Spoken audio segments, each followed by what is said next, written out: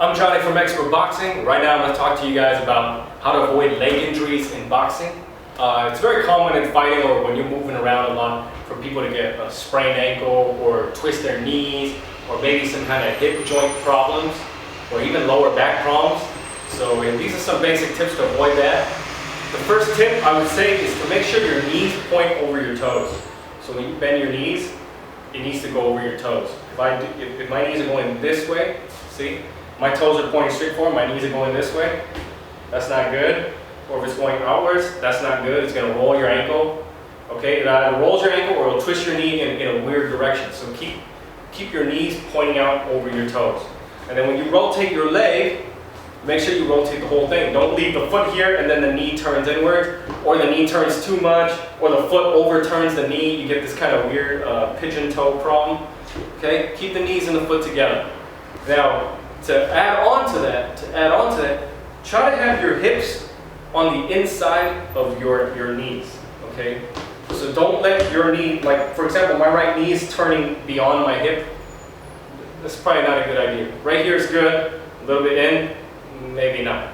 Again, you don't want the foot going inside of the hips.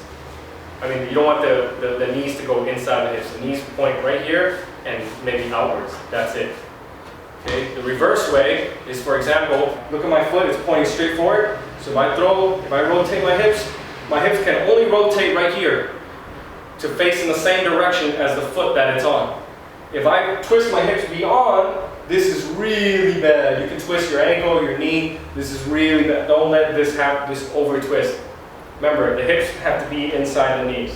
Those are some basic things. Another thing you can think about is try not to bend and flex and use your joints like this too much. You really don't need that. Just stay kind of in a stable position right here, and that's it. That's it. Every now and then, okay, fine. Every now and then, but don't make this kind of cushioning effect. Don't make that your everyday, how you use your body. Don't make that your default. Keep your hips relatively level.